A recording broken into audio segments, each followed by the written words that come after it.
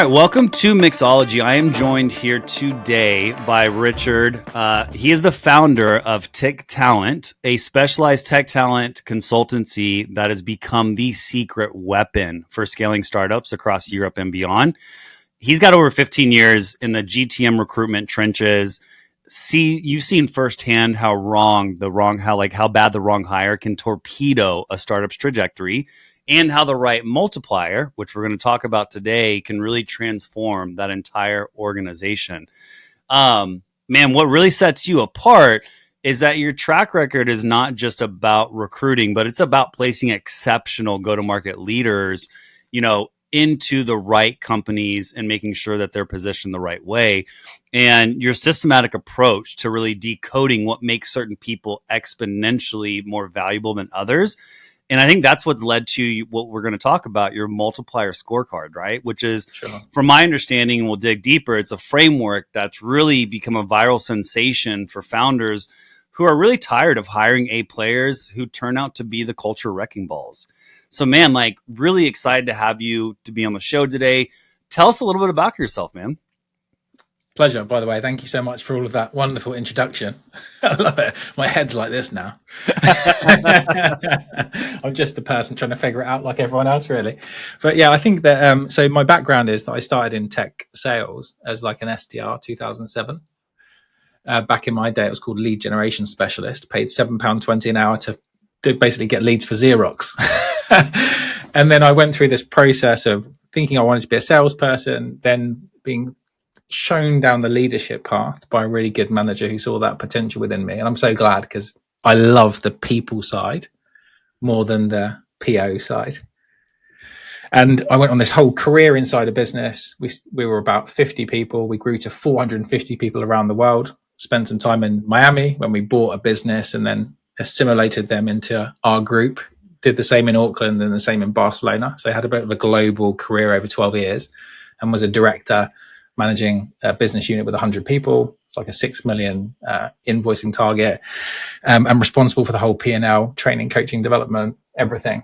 But I burned out. And I was like, by the end of that 12 years, I was like, really, is this what I want to be doing for the rest of my career? Is my next stage VP? Do I really want that in this business? And I kind of just lost the love a little bit. I had a personal thing happen, which is my sister passed away. And I think when you have those jolts in your life, it makes you question things in a way that you wouldn't have questioned before. And so I was like, well, this is the time for me to go and do this thing that I've always wanted to do, which is start a business. Started an e-commerce brand and failed miserably. Did the whole YouTube video thing, And then you finish the YouTube video where you're like, I've learned all this stuff. I'm really excited. Buy my course. And you're like, oh no, another one. So I tried to do that for 9 months and failed miserably, but learned a lot. After being in a business for that long, to just be on your own, trying to figure it all out was brilliant for me. And it really exposed this massive gap, which is I knew I wanted to be an entrepreneur, but I didn't know how to be. So I got around an entrepreneur, became part of his company, which was an angel investment fund along with a D2C marketing agency. And then we built a talent business inside that organization with its own P&L, but not as its own entity. Did that for a year and a half, proved the concept, and then took it over as my little baby business, Tech Talent, just over two and a half years ago now. So it's been a roller coaster ride, but it all comes back to this passion of how do we hire incredible people who've got that potential to grow as our business grows. So you're not looking for people who are just going to fill a role and we're done. It's like, who are those ones that have got all those raw materials and the right attitudes and behavior to potentially become directors one day, or maybe come with us on a global journey. And selling that vision and selecting those people and then training and coaching and developing them to become that was my favorite thing in the world to do. That's awesome, man. I'm really curious, because when you talked about how you started off as an SDR and then you naturally evolved into this, it made me kind of think back of every single talent acquisition person that I've ever worked with, right? I don't like the word recruiter because I think it's just a simplified version. I mean, really it is every partner that I've worked with, it is how do we bring in the right talent, right? Because I think it's critical. And in my experience, the best ones have always been ones that came from a sales background, because hiring in go to market is not easy. You can't take a tech, like someone who is a very technical background, used to hire engineers and developers, and then go tell them to hire an SDR or a sales manager. Mm. So, like, what do you think? I think two questions I have is like, what having that sales background sets you up for success to really be able to step into this and take it to the next level? And Yeah. then what was it? Was it just the passion for people, or what was it that made you really realize that like this is what I love doing? Yeah. So you're absolutely right. I think particularly in startups, it's a sales job first of all, right? Really, being a recruiter or acquiring talent, you're basically doing SDR work, right? At the first stage, which is who's my ICP? Let's go and find them. Maybe we go and promote to get some inbound, or we go out and hunt. But we're going to find people, and then we have to, through a message or a call or a referral or something, get hold of them, and then in a way that's all about them, to create the excitement and the interest. And then when we speak to them, the conversation shouldn't be about, hey, we've got this opportunity, let me tell you all about it. It's, hey, why might this be the right time for us to have a conversation? What's that niggle that you've got right now? Tell me about the type of challenge that you would be looking for. Where are you not fulfilled? What are you moving away from goals? What are you moving towards goals? Like, just really doing that sort of consultancy discovery piece with people and making them feel important and understood. And then only if what they're looking for aligns with what you've got, would you introduce it, but in a way that relates to what they're looking for. And I think that that's just the opposite of how most businesses structure hiring, which is, what do we need? Whack out an ad and then attract 500 people, because it's a recruiter's market. It's like, it's a company market. There's so many people out of work. It's so hard right now. And now we screen and vet people. Hey, why do you deserve to work in my business? So it's not a sales job at all.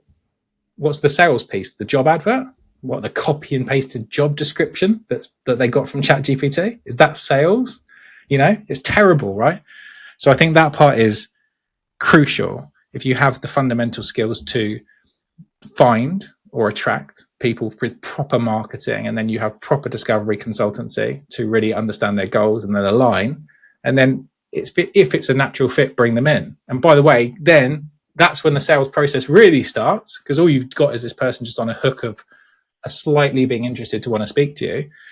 But then you've got to sell the vision of the business. And then, like you said on my podcast, scare the shit out of them with all the challenges and gaps and problems that exist, because you don't want to bring people into this rosy unicorn filled world where we're talking about rocket ships and IPOs, when the reality is you don't have a playbook, you don't have marketing, you're replacing someone that failed, and your manager's green, and we're in a really competitive space, and we've got a tenth of the resource of the competitors we're trying to take the market share of. So that's what I think in terms of the first one. I know I gave you a lot there, and you asked me a second question, but what did you want to ask off the back of that? Man, on the back, I love it. One, I completely agree with you. People have asked me a lot of like, what is it about managers, right? And I'll bring it full circle, I promise.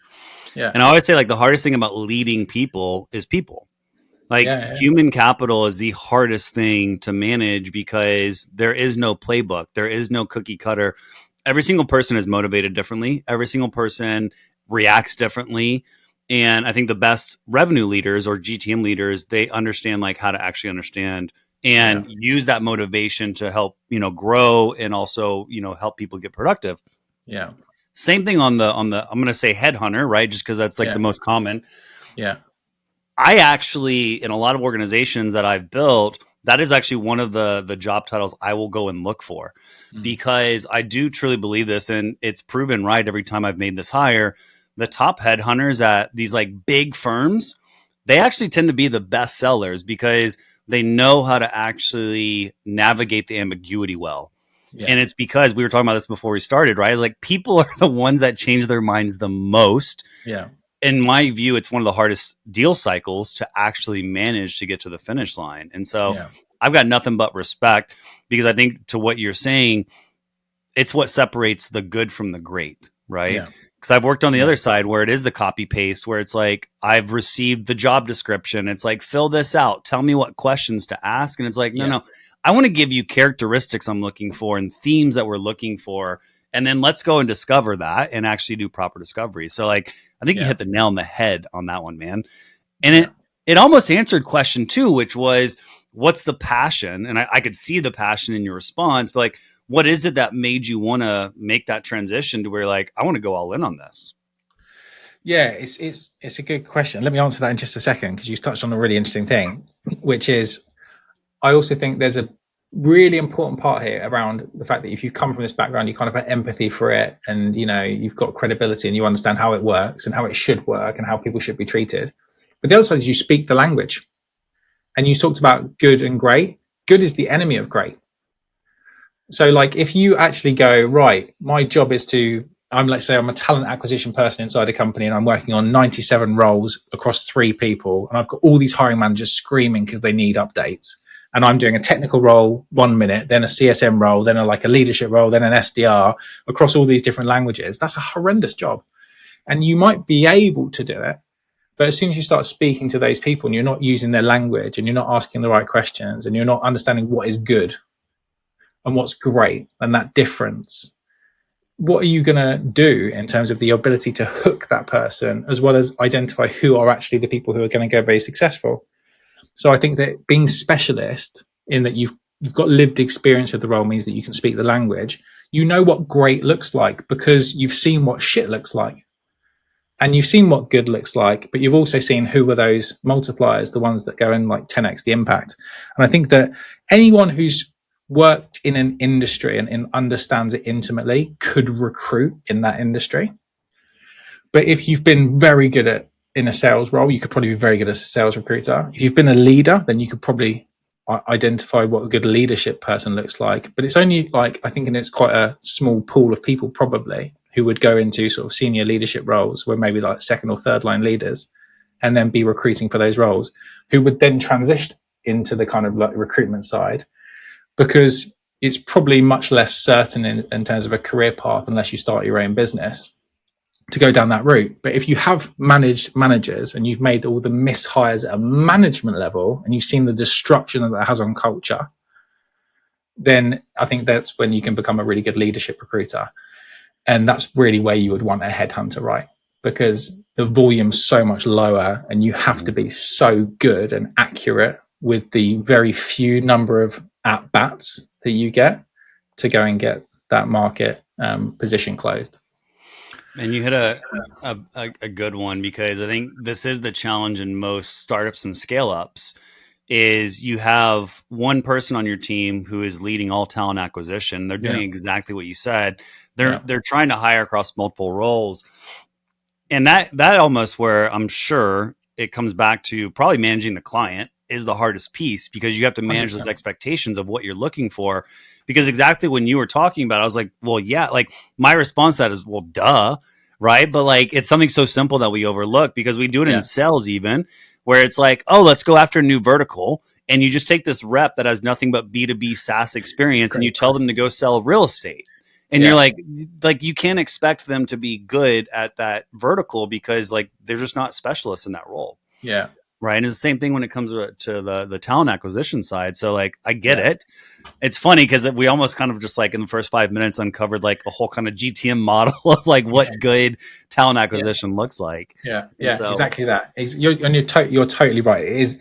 Everyone told me when I was starting this business, people will be your biggest problem. You're now managing things that can say no. This isn't SaaS. But I've always found that the candidate side, the people side, the talent side is so easy, because you're clear on what they want. It's just them making the decision. And as long as you like transparent with them, and then you actually take the time to coach them and actually take the time to inform them properly and really like prepare them to go and get the best outcome from each interaction, they're really grateful, because most people don't do that. Most people just introduce them and then disappear, don't give them any feedback. They're really unclear. They don't have the relationship. But the client side is much more challenging, because you have multiple stakeholders who have their own preferences and biases and needs and requirements and expectations and bad experiences.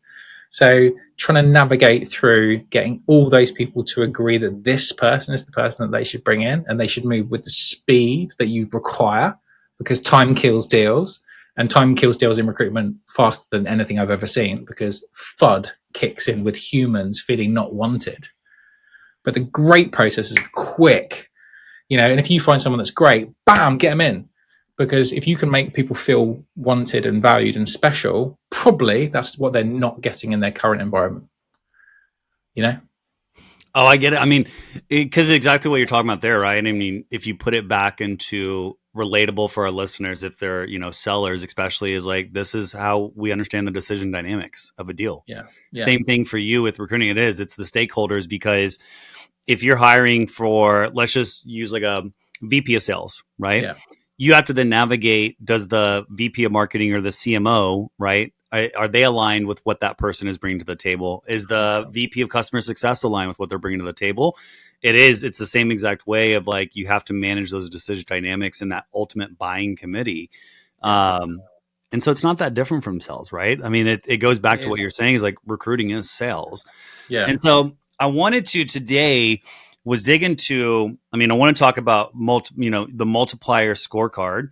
But before that, I also want to dig, because like, the landscape is changing, man.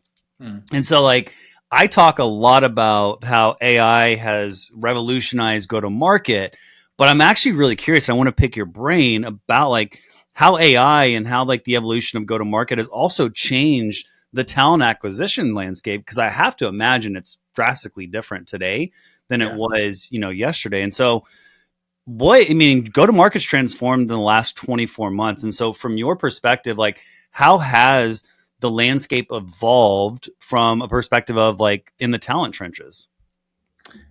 Can I swear? Yeah, of course. It's fucked it up. And not because AI is bad, but because people misunderstand the problem. So people go, right, we're a business who every time we promote a job and advertise a job, we get 500 applications. So what's our problem? Our problem is we need a way to automate the screening and vetting so that we can get down to a manageable size of list for us to then go and do our traditional process. But it's not the problem. AI needs great inputs, right? So if what you're doing is you're putting out into the world this job advert, which is just a copy and pasted JD from ChatGPT, or an amalgamation of all these things that all those different stakeholders want, so we get this camel built by committee, is you send out this incredibly vague thing into the world, so everyone thinks it sounds relevant and applies, and it's so easy for them to just hit easy apply nowadays, unless they're using AI to make that process even more simple, because they're writing custom, cover letters for each role. And then you've got an AI then making decisions about people. So the way I see it being used is, and we see all these job adverts and all the time, which is the process says your first stage will be an AI recruiter. And it's like, oh my goodness me. So this AI is going to make a decision about you based on your resume, your 2-page document, which you've never had any coaching and training on ever to go and build, against their predefined list of what they're looking for. So immediately, probably 70% of people are being disqualified because the 2 pieces of paper don't match, not because the human and the challenge don't match. And then when they actually go through the process, it's all about how can we make AI do a bunch of the sort of manual tasks that are causing us a load of pain, which is broken. So where I see AI working really well, and there are some people doing this really well, I partner with a company who've got an AI video platform. So when I post my roles, and we always try and promote and search, because why would you not advertise a thing that's really good? You never, someone who's wicked might have just been part of a company that just riffed half the people, And on LinkedIn, it's not just active job seekers who are looking for new roles. You could just have had a bad one-to-one, and then you're on LinkedIn and it's like recommended jobs pop up, right? They're passive, totally passive, but they're relevant. And so the whole point here is that if you can create a situation where you post a role, then I can record a video talking about the opportunity to humanize it a bit more. And then they can send a video back to me, which you can easily do with AI technology these days. Then it's people making a decision based on feeling and that what they get in terms of the perception, and I can color in the job opportunity much more than if it's just a job advert. So that's a really good use case. The other side of it from a candidate perspective is everyone's using AI, but just for like the same thing, which is like to coach them as well as to record stuff. So what I see now is I'll be doing an interview with someone and they're looking off over there and like reading out these answers to me. And I'm like, oh no, this is just so wooden. And I know it's all being recorded, you know? So I think it makes people way more safe, even less human, much more like robotic, a much more cardboard cutout version of themselves. So I love it and it will become great, but I think it will actually get much, much worse before it gets better because people are using it to solve the wrong problem. All right, so we got to dig into this then. I want to debunk a couple of things or validate, right? Yeah. The first thing I started thinking of when we were talking about this was like all the talk about these application tracking systems. And so like if anybody's listening to this right now and they're actually, you know, looking or even passively looking, like what are the things that you would recommend to them to be able to stand out? Because, for example, I could be completely wrong when I say this, and I'm like, is application tracking system, is that more of like your corporate, very structured organizations or startups even doing that with most of the HR platforms that they use today? I actually don't know. But I'm curious from your perspective is like, what are the things that we should worry about? What are the things we shouldn't worry about? Yeah, so ATS system, if they've hired a HR person who's come from big corporate, they'll have an application tracking system. If not, then they won't have anything and they'll just be happy to use Excel, you know, or Google Sheets. So it's a real mixture. But again, those systems aren't like helping businesses to be more human and to sell their vision more clearly. They just automate stuff and then they go like the AI automation built into it. So it doesn't really work. So remind me of the question, Heath. I went off on a tangent then about ATS. No, you're good. It's just like, what are some of the recommendations that you would make to potential candidates that are out there looking or even passively? Like, let's say, you know, if you found a role today and you know of like how much AI and these ATS systems are really like dehumanizing it, what are recommendations that you would give to that candidate to help them kind of separate themselves? So let's put a link in the show notes to a playbook that I wrote called the Dream 20 ICP playbook. And it's literally like how to go and treat your recruitment process as a candidate from a go-to-market perspective. So I would always say, if you remember the real root cause of the problem is job adverts are inaccurate because they're created by AI and then put out to go and collect 500 resumes because they think that's what good looks like. Is we need to circumnavigate that and just try and get to the root cause of the problem, which is the hiring manager who's, you know, lost the agent or is trying to promote people or has got the requirement to fill an additional 3 seats. So we want to get through to that person as quickly as we possibly can. And we know what would you do if you're a salesperson trying to get hold of a specific person is you would try and get a nice referral into that person if you possibly could. Or maybe you would do some creative prospecting to send a video or a voice note or some kind of custom message that talks about their challenges and their problems. And I think if you can do that, then you'll stand out from everyone else. The other thing is, particularly if we're talking about salespeople here, it's very rare that a hiring manager, and by the way, that language of hiring manager, I never thought of myself as a hiring manager when I was a hiring manager. I was just a leader trying to hire people. So maybe don't use hiring manager when you reach out to people. But that revenue leader is probably not got a complete team. You know, they might say they're not hiring or they're not advertising a role on LinkedIn. They've got a gap. It's either someone they're trying to promote but can't, so they can't succession plan, or it's someone on a PIP, or someone's going on maternity, or someone wants to change role. There's always change happening inside that business. So I would always just go, if I like the business, so they make it onto my Dream 20, very likely they're going to be hiring. Or they could make space for someone who is great. And if you're a salesperson, that hiring manager, that revenue leader, is going, why aren't my sales team making enough calls? Why aren't they having enough new business meetings? Why aren't they being proactive in their outreach? Why are they not taking ownership? So if someone pops up and says, hey, did this bit of research, love what you're doing, notice this is probably your bigger challenge right now. You want more ICP pipeline and someone who's able to go and convert that. That's what I do. If you're open, I'd love to have a conversation. And they're going to be like, oh my God, this angel just came in and talked about my biggest challenge and my biggest problem. So I can't think of a world where that hiring manager or the revenue leader wouldn't be happy to receive that message. And then if they literally tell you, I cannot hire you even if I wanted to, because we've got a hiring freeze, boom, take that intelligence and move on to the next company. At least you know. Yeah. So I'm not saying don't apply for jobs, but I'm saying if you apply for jobs, know you are going into a competitive situation against 500 other people. And then you can still do this approach of getting in front of the actual right person. But what you often find is companies put up guards of process to say, hey, we've got a process live. You need to speak to Clive in HR before you speak to me, because they're going, we put process in to protect our time. But they will not really disqualify good outreach. They'll just disqualify people going, hey, saw you advertise a role. Here's my resume. Here's 5 reasons why you might like me. But that's not how you'd sell and prospect. So my best advice is find the right person who's actually got the pain and the problem. Get empathy to think about where they are and what their problems are. And then get a referral in or send some sort of creative prospecting, ideally like a video, because it's how we sell nowadays, right?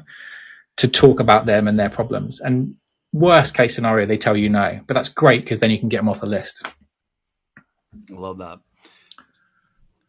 So we talked about how AI has almost changed a little bit more of the recruiting game.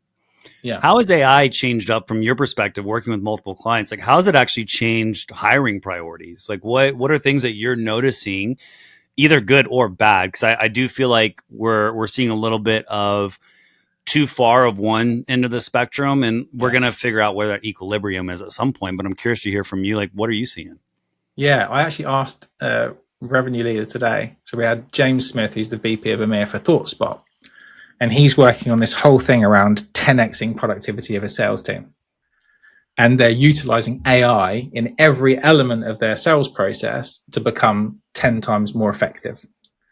And I asked him, how is it affecting how he hires? And he says he now asks a question that he wasn't asking 6 months ago, which is, how are you using AI to be a better salesperson?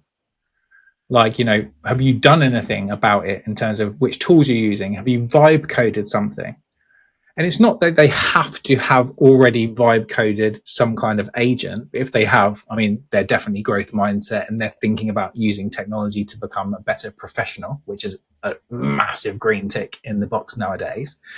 But if they get defensive around that and go, AI is bullshit, that's a massive red flag. You've got one of the most powerful tools that's ever been invented that you can basically get to do anything that you can imagine yourself without any technical requirements and without a big budget instantly. If you don't see that as an opportunity, I mean, you're fucked. So it's just like a very simple use case to actually ask a question around how people are using it. Now, what you might find, and what James said that he finds, is he only really got onto the AI train properly about 6 months ago after, and he admitted, paying it lip service for about a year. And I'm like, I paid it lip service. We all did. We all talk about AI. Yeah, we use AI just because we've got Fathom recording stuff and we use some AI to help us with our content.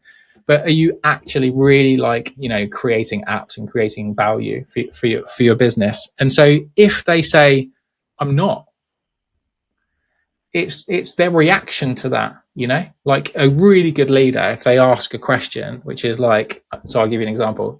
The other day, Jacob Warwick, who came on our podcast, who's phenomenal in the world of marketing and executive coaching, asked me, what's your AI tech stack?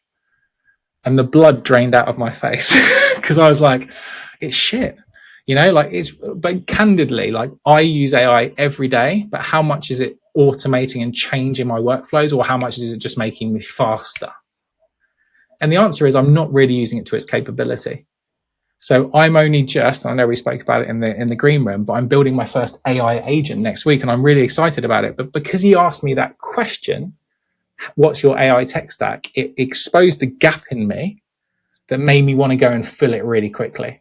Mm-hmm. So I think if you can find people who might not already be on the journey, but you identify that there's this big opportunity for them to improve, and it ignites something in them because their leadership team aren't asking that question. It's not encouraged. maybe the business is anti-progression and anti-AI, they go, oh my God, I'm getting asked this question by this person about this opportunity. I really, really attach value to the gap that I could fill by joining that company. Mm-hmm. So I think that the most obvious place to start is just ask people what they've done already and what their attitude is towards it. And my strong advice would be, unless there's an incredibly good reason why they shouldn't be using AI, which I can't think of one, disqualify people who are anti it. Yeah. Because they won't grow with your business in the next 2-3 years. They'll get left behind, and so will you.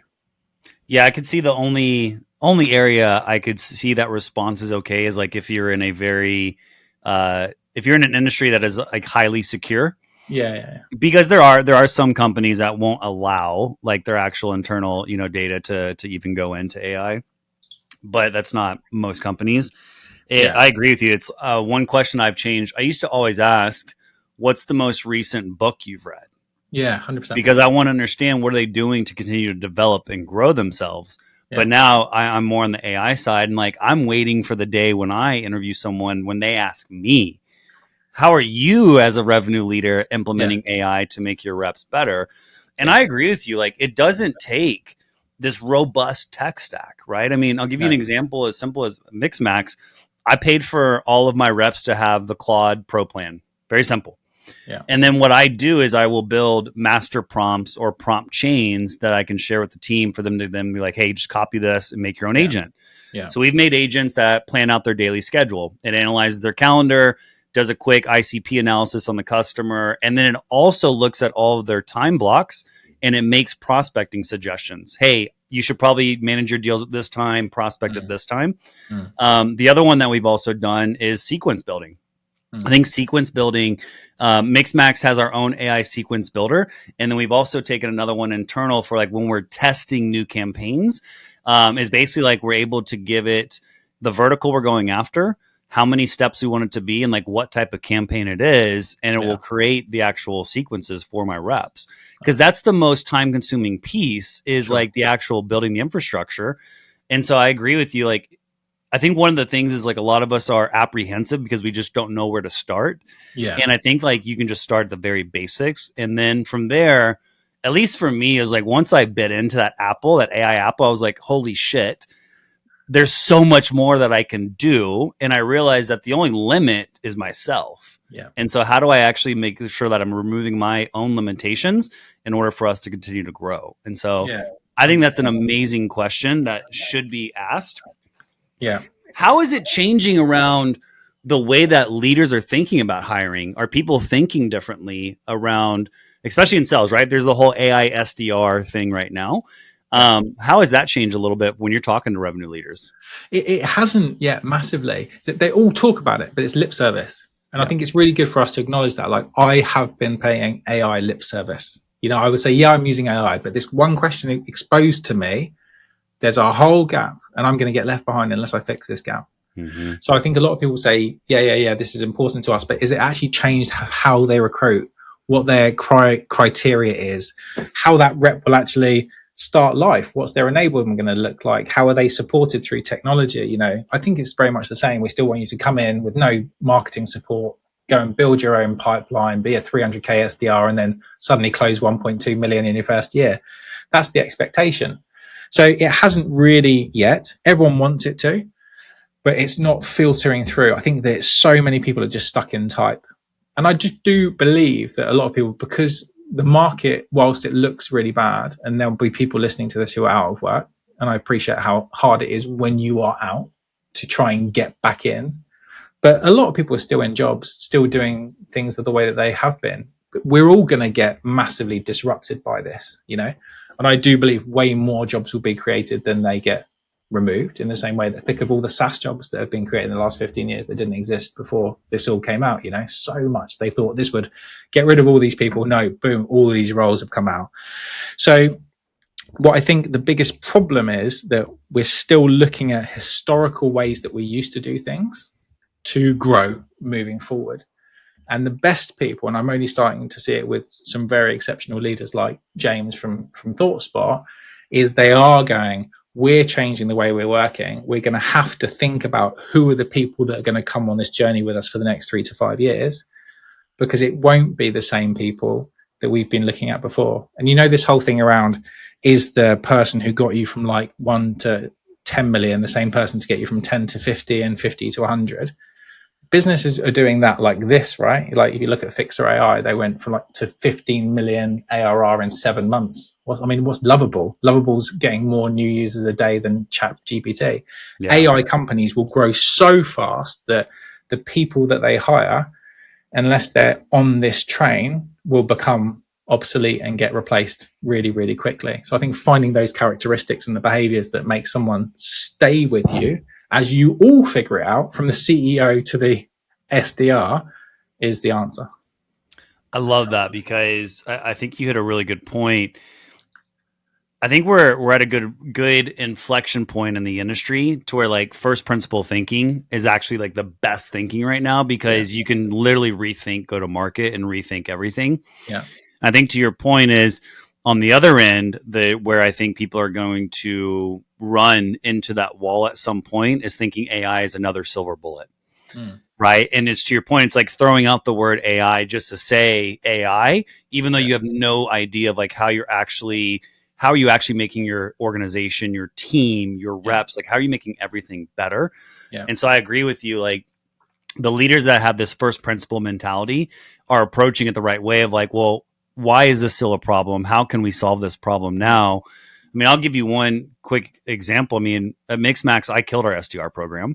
I'm not saying on here that AI is going to kill SDRs, but I do think that certain industries that you can actually move more to are like a full sales cycle account executive. Yeah. But to your point is, I'm now rethinking of, well, that SDR that I used to have manually go prospect, how can I actually bring in a go-to-market engineer who can build out the orchestrations to warm those leads up and take them from, blue ocean to red ocean, right? It's like there's so many different ways that you can think about it. And so I love that. 100%. So we've kind of like gone through this conversation around how the market has changed from the actual recruiting perspective, but I want to get now into the actual like interviewing side. And this is really where the multiplier scorecard comes in. I know me and you have talked about it. I absolutely love it. I love the concept. And so I want to hand it over to you, right? It's like you've created this framework. People love it. And so walk us through the core 4 factors and like, what makes someone a multiplier versus an adder or a subtractor. Break it down for us a little bit. Yeah, cool. I'll start with the problem, if you don't mind. I love that's the best way to start it. So what's the big problem in hiring? So the data shows us, Sequoia did some analysis, and it's that 89% of mishires are due to attitude and cultural misalignment. And only 15% of businesses have defined the behaviors that make someone a top performer in their business. So I'm like, well, you're getting like almost 9 out of 10 failures fail because of a behavioral misalignment. And then you've got only 15% of businesses who've defined it. So what's the vast majority of reality for people today is they have a criteria that they go to market with, which probably starts with, we need you to have 5 years experience of doing the job that we want you to do in our stage of growth at the same salary. And you have to have been a top rep. And like expecting that why would that person leave? Like, do you know what I mean? It doesn't make sense. We're not going to pay you more. No, we'll probably pay you less because we're a scrappy startup. Or they go, actually, it's not even our stage of growth. We literally want you to be able to speak our language. You have sold into the same ICP as us. It doesn't matter if you've come from like, a massive enterprise company, even though we're a scrappy 2 million ARR startup, you are credible. We hire you. Boom. 9 out of 10 times that fails. So, and why don't businesses define it? I think it's because there isn't a common language. I'm going, this is, if you think about it, every element of business has a framework that's like universally understood. We had BANT and it's now like spiced. We've got Medic, we've got Sandler, we've got Gap, we've got all these tools, same for marketing, same for coding, everything is frameworks. Hiring, no, we use language like A player. And I've asked, I can't even imagine how many it is, but well over 200 people. What's an A player? And every one of those people has given me an answer. The problem is it's always a different answer. So there's not like a definition of it. And someone asked me that question. We talked about like great questions that kind of like interrupt our brain and make us realize that we've got a gap. We have been like paying it lip service. Someone asked me, what's my definition of an A player? And I was like, I couldn't just give it off the top. So I was like, I'll go back to a book called Scaling Up by Rockefeller Habits that I read, where it had a definition of what an A player is. And then Bill Campbell in $1 Trillion Coach had a definition. So I gave like an answer like that. And then I realized it's not, even if I think that's the right answer, no one else agreed with it because, well, they might have gone, yeah, I agree. But it's not what we use. So we're not using it. So we've got this gap, which is a massive problem. It causes failure. We need to define it. But then there are tools that people have tried to bring into hiring to solve that problem. So we've all done personality profiling. We've all done Myers-Briggs. We've all done ColourWorks. We've all done DISC. But do we go, right, when we're hiring, we're looking for ENTPs? Or maybe they do, which would be weird to do, but maybe they do. Or what they probably do is say, as part of our hiring process, please go and do this online 66 question personality test. And then we won't give you any feedback on it, but we'll make a decision of whether we hire you based on the output of a test that you're doing on your own on your computer, which is a timed test, and maybe there's like some pattern recognition stuff and IQ testing as well that we're going to throw in just for good measure, because, we think it's important for our business. So why hasn't someone created a simplified model that looks at the behaviors that make someone have a high impact inside a business? And you could say, well, we've got skill will matrix. And I'm like, well, I love the skill will matrix. I taught it for years, 20 years ago. It was created from the situational model of 1969. It's good shit, But I'm going, well, that's really old school. And it was built for corporations to basically say, do you work hard and are you good? And I'm going, well, in this new AI world of scrappy startups where we're planning to grow from 2 to 1 billion, do we want a worker bee who's good at a particular role? No. We need someone who's going to grow with us and have loads of skills and be very highly motivated along that journey. So that doesn't work either. So what all of that, we come full circle, made me think, if it's not A player, B player, C player, and these engineered tools, which are generically used across every industry in the world, like Myers-Briggs and DISCs and all that sort of stuff, aren't useful, what are the patterns that we can see that make someone successful or not inside a business that deal with the behavioral gap that we have? And what I realized is there are 4 types of hires that you can make in a business: adders, subtractors, dividers, and multipliers. And it's like a box with a quadrant where above the line grows your business. Adders and multipliers are good. They will scale impact and drive alignment. Below the line are bad. Subtractors and dividers will cause negative impact inside your business. So it's math, positive and negative. And then it's like, well, what does that mean in terms of hires? And what I like about this model and what clicks with people is as soon as you just say that bit and you show them it, they go, yeah, I can think of 5 dividers that I've hired who I thought were wicked, but ended up being a massive problem for us and caused us a huge amount of cultural fallout. Or they're still in our business today and they're the top performers and we just can't get rid of them. Or they've got in a position of power now and that's just the culture. Don't speak to that person because they're horrendous, but we can't do anything about it because it's kind of like we've let it slip. Everyone goes, I get a divider. That makes sense. Everyone goes, I get a subtractor because that's just a bad hire. Not aligned, poor execution, not resourceful, no ownership, not collaborative, get them out. We also go, adders makes sense. Adders is, you could call it the B player, but it's like they're solid. They do the job. Don't make them your leaders because they're not going to go and hire or train someone to become a multiplier, but keep them in your business. And a great sales leader will be able to unblock the gaps that have stopped that person becoming more effective and make the B player an A player, which is like every sales leader's favorite thing in the world to do, right?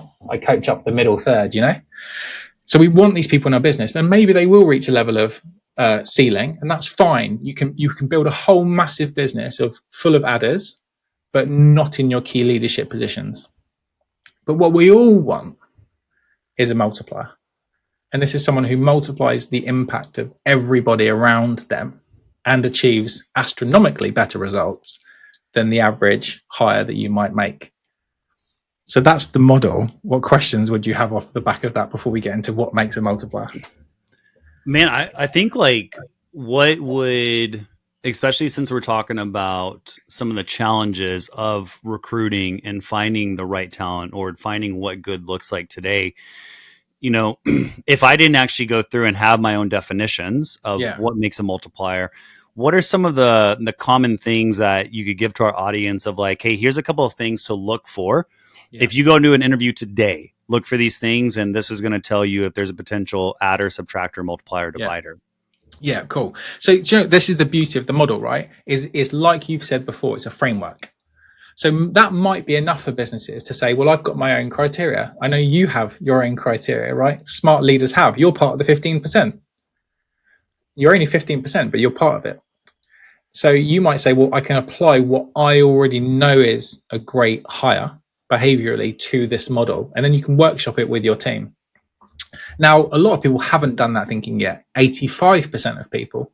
So what are the things that make someone more impactful inside a business and drive better alignment and drive growth? For me, it comes down to 4 things.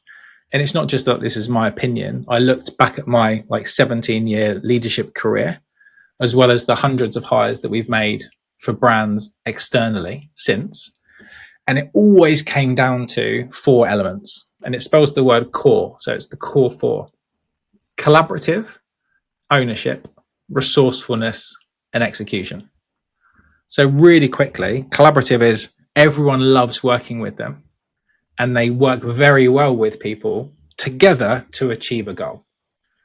Ownership, the hardest thing to teach, is do they take ownership over their work? It's their baby, it's their standard. You don't have to chase them. They come proactively. All that stuff that we want someone to have when they're a salesperson in go-to-market, which is it's their target, not your target. You might say the quote is that, but they're going, look, my target is that, you know, whether it's be the top performer or whether it's achieve a certain revenue goal or whatever is theirs. Resourceful, particularly because we're talking about earlier stage businesses and startups, you have to be super resourceful to solve problems that other businesses can't solve, compete against businesses that have got way more resources. And it's one of the mishire things is we look for people that have got all this resources and have been successful. No, take away all the resources. How resourceful can you be? And it's that ability to solve problems for customers, for your business, for yourself, and achieve the outcome.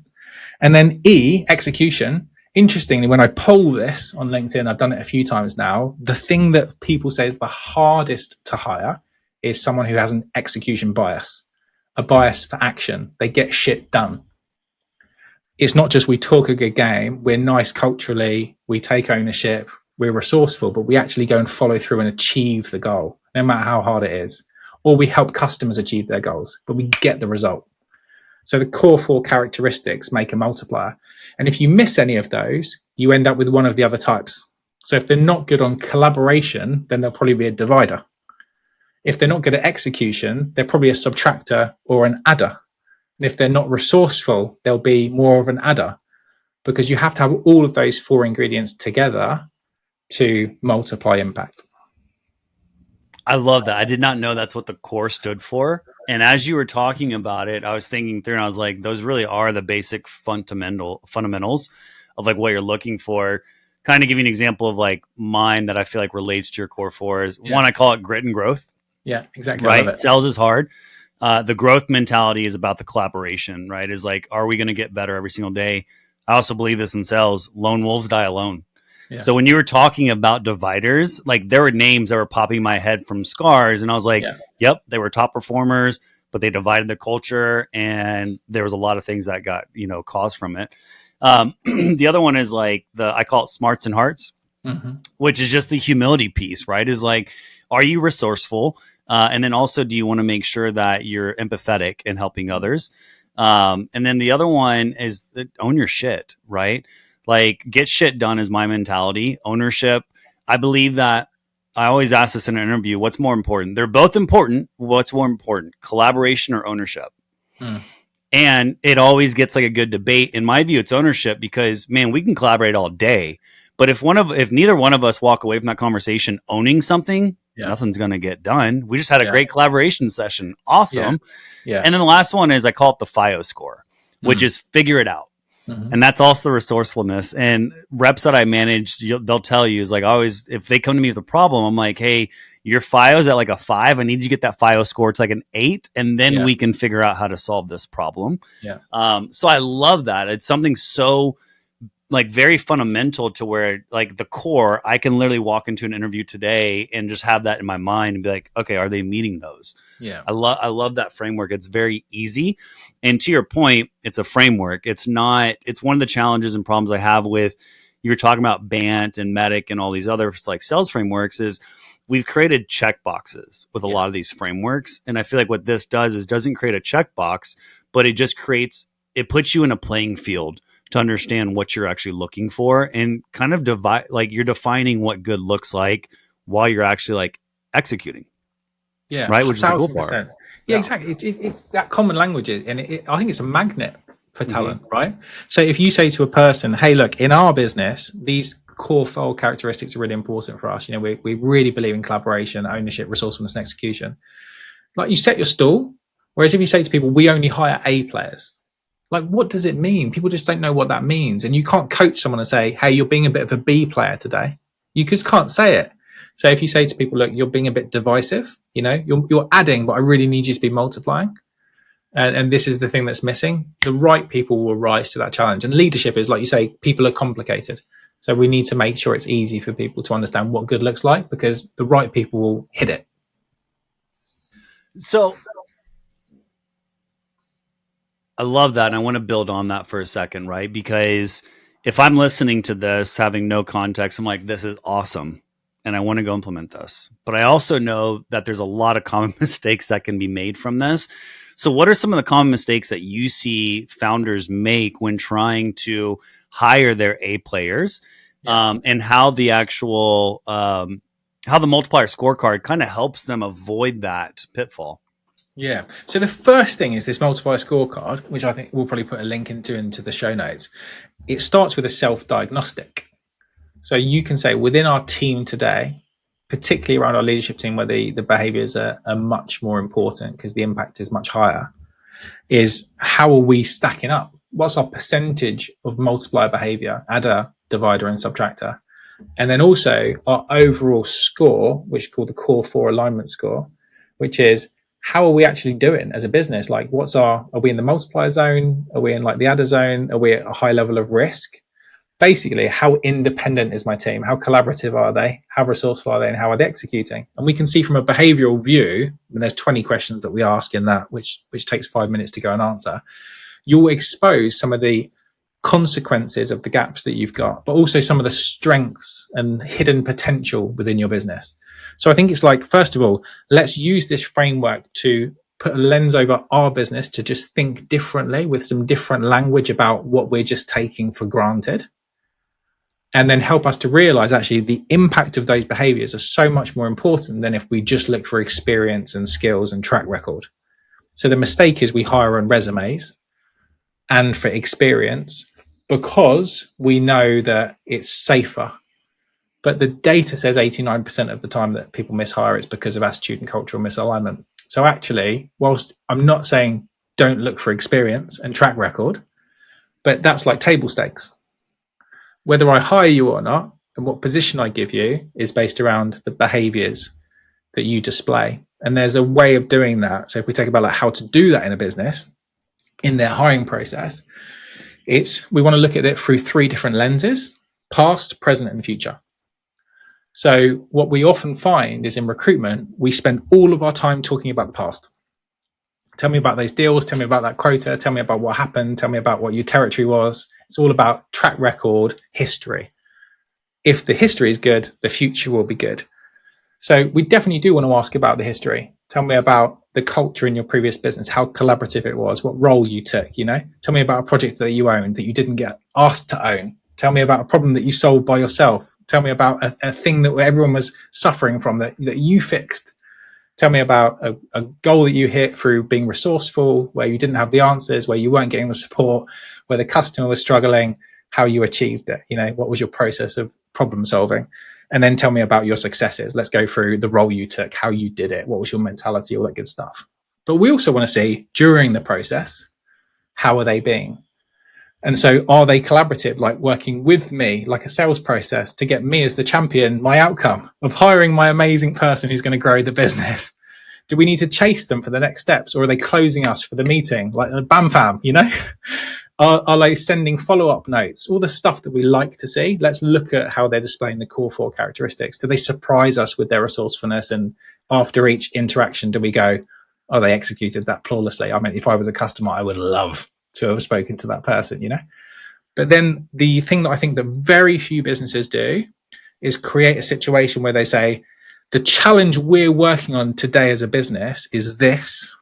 Let's workshop how you would help us solve it and how we can think better about that problem and how we can help our customers get this outcome, because right now we're stuck. You know, you're helping us as a business to fix this thing that's broken, or create this thing that's missing, or achieve this goal that's out of reach.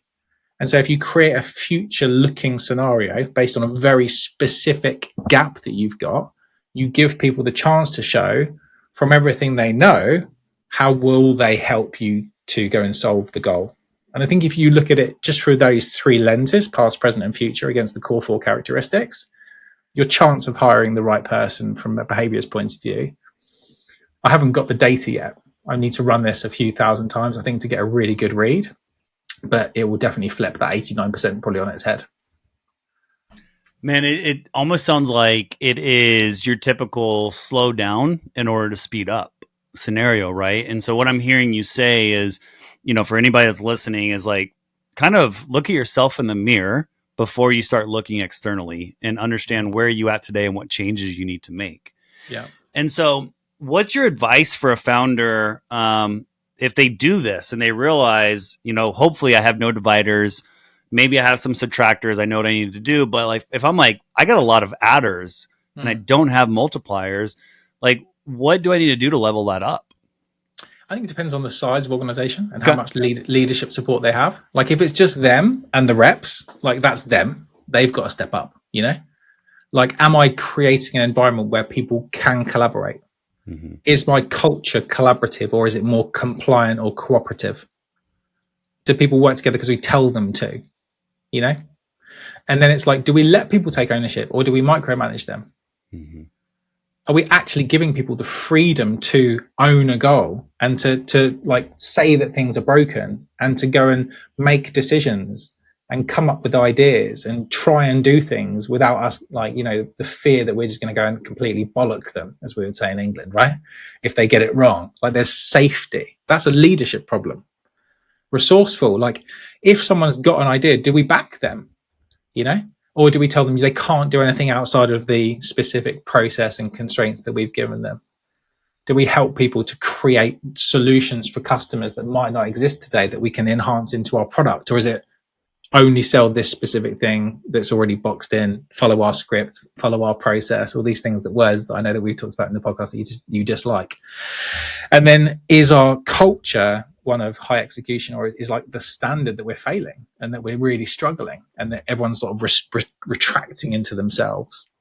And if you've got a divider leader in charge of a group of people where they're just there to protect themselves, they've created a silo, that's how they've collected power, that's really dangerous. Unless you can fix that divider, your team will never ever become multipliers, because they think to be rewarded in our business and get a certain level of seniority and a certain paycheck, you need to be like that.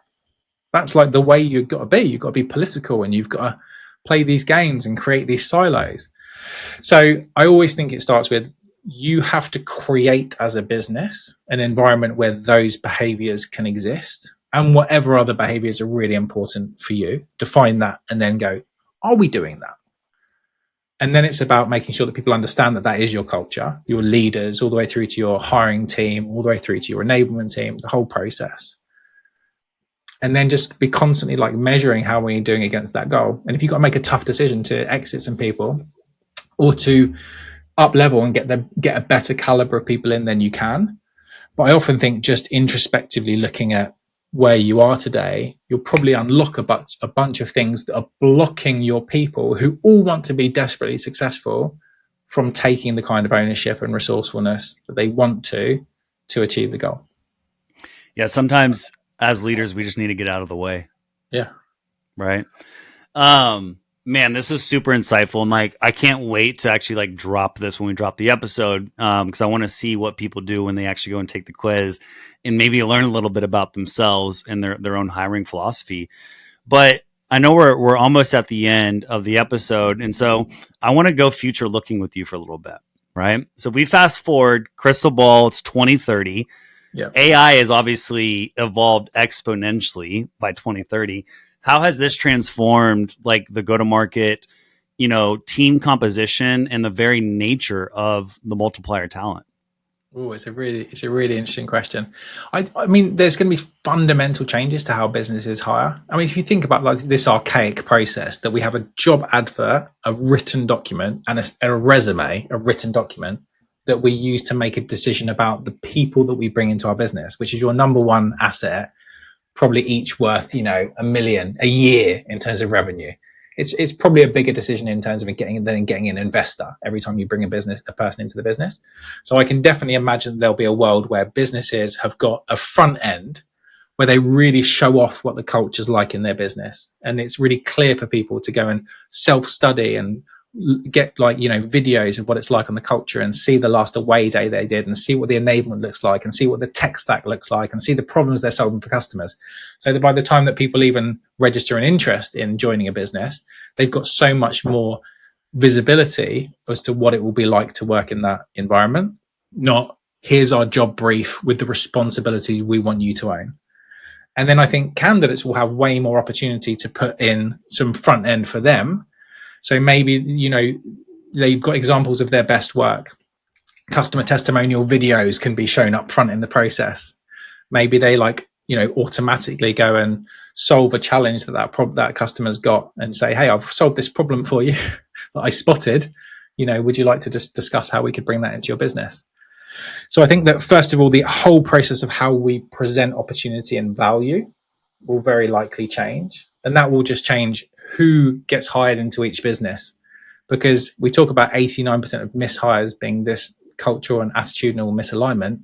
How many times do people join a business and then go, what the fuck did I join? Like you spoke about, you want to scare people and you want to be really clear with the expectations. Is we have to do a better job of showing people what it's really going to be like to work here, so that we're being honest rather than convincing people to join and telling them they've been successful in winning a place. And if we can get that part right, people joining for the right reasons with all the expectations and questions answered up front, and we've got a way better lens on what people look like, alignment of people and mission will be so much higher, and that will solve a massive problem. And then in terms of the skill sets of people, is this whole AI enabled human being, isn't it? The promise is that we will spend more time doing the things that we're good at and the things that we love. And that a lot of the problems that exist in way that revenue teams are structured today, and why so many are missing quota, because we've got bad data and the wrong ICP and we don't have the right product and our outreach isn't effective and it's really hard to get hold of people. We've got technology helping us to solve that problem, so that we're spending more time speaking to humans, meeting humans in communities, getting referrals, where we're playing to our ability to build relationships and use trust much more. So I think that the EQ high salesperson who loves spending time with customers will be incredibly successful in this new era. And then the more businesses can build really strong communities around the problem that they're helping customers to solve, the more loyalty that there'll be. And I think if we can get retention up because we're hiring the right people with the right expectations, and customers love us because they feel like they're part of what we're building together, then I think we solve a lot of the challenges that exist today from these fat organizations with huge amounts of inefficiencies and people who just don't even love it working there, who just stay because the paycheck. Mm-hmm. I love that, man, because I actually wrote about this the other day with, CEOs and founders. And I'm like, your job is to sell the vision, but it's also your job to sell the reality. Yeah. And I agree with you completely, because, nine times out of 10, you're jumping on the airplane while you're still putting duct tape on it and still trying to make sure that it stays together. Yeah. And it does nobody any benefit when you sell somebody the vision and then they come into the reality and they're like, what is this? This is not what I was sold. Yeah. Where to our conversation, for me, it's like, I'm either going to scare you or I'm going to excite you. Yeah. And either one is great for me because it knows you're either the right fit or you're not the right fit. Yeah. And so I agree with that. And I think also is like the evolution, like EQ, it's been lip service. Just like you're talking about AI, EQ has been lip service for some time. Mm-hmm. And I feel like what AI is now doing, we're in the Pepsi versus Cola world now in B2B, right? It's about building community. It's about understanding your customers. Yeah. And I agree with you is I think the best reps are the ones that use AI to automate the things that they're either bad at or is just time consuming so they can actually step into their power stature, which is like, let me do the things that I'm great at doing. And so it's exciting to see more of that. And so, man, closing this out, if there are 3 things that you could give to the listeners, like they're like, I didn't listen to any of this, which we've gone an hour, which is crazy. What are the 3 things that you're like, no matter what, take away these 3 things with you? So for salespeople or for leaders? Let's do for leaders. Yeah. Okay, cool. So I think the first thing is if you want to create a multiplier environment where people massively scale the impact that you have as a business, you have to create an environment where that's possible. So create a collaborative environment where people can take ownership, you encourage resourcefulness, and the standard is that we execute to a level that no one else in the market can possibly reach. That's the first thing. The second thing is the data shows us that 89% of mishires come from cultural and attitudinal misalignment. And only 15% of businesses defined what good behaviors look like. So be one of the 15% where you've defined clearly, this is what makes someone a high performer in our business. This is what makes a multiplier. This is the values and behaviors that we expect. And then tell everyone about it. Make it part of your DNA. Make it part of what hooks talent into the business. And then the last thing is always be hiring for where you're trying to go. So bring people into the business who are thinking about, right, here's where we want to go with you. Here's the challenges we're going to solve together. You're not just hiring for the specific role you're trying to fill today. You're hiring for the behaviors of the people who are likely to stay with you for 3 to 5 years on this stage of your growth journey. Maybe not for life, but for a tour of duty, as Reid Hoffman says. And I think if you bring those type of people into the right environment where you've defined what good looks like, your hiring outcomes will be astronomically better than if you just leave it up to chance and hope that a good resume will save you. Man, I love this. This has been such like an illuminating conversation just because I never get to go deep on, go to market. And when it comes to recruiting, especially as a revenue leader, right, is like, it's something that we're usually thrown into and we're so busy balancing a bunch of other things. We don't give it the due diligence and the intentionality that it deserves. Yeah. And so, man, like building the right team is everything. I truly believe this. Like I always say, you can have a great product, but you will never have a great company without great people. Yeah. Try to prove me wrong. Nobody's done it yet, but especially as AI amplifies this, both success and failure, right? Like, and so for the audience, like I really, really hope you enjoyed this episode. And so if you are ready to transform your go-to-market hiring and build a team of multipliers, please make sure like you visit multiplierscorecard.com. Did I get that correct? Correct. Okay. And then take the free assessment and like, let's see where your team is at. And then once your team is where you want to be, this is where Mixmax comes in. Once you've hired those multipliers, you need to arm them with the tools to multiply their impact. And that's exactly what our AI-powered sales execution platform does. It's from intelligent sequences to, adapting to the buyer's behavior, from AI composed features, et cetera. And so our goal is like, we want to help make sure that when you hire those multipliers, that you're actually enabling them to continue to build that multiplier effect. And so remember, in an AI era, it's not about having more people. It's about having the right people with the right tools. And so Mixmax helps you with the multipliers become force multipliers, turning those cultural advantages into revenue results. And so really, really appreciate Mixmax for hosting this episode. If you want to learn more about the Multiplier Scorecard, visit the multiplierscorecard.com or check out Richard Washington on LinkedIn. Amazing stuff that you and your team continue to put out. And so I encourage everybody to listen to it. And if you want to learn more about Mixmax, visit mixmax.com. Other than that, keep on keeping on, because multipliers meet multiplying technology, and that's when real magic happens. So thank you, everybody, for tuning in today. Thanks, Rich. Amazing. Cheers, buddy.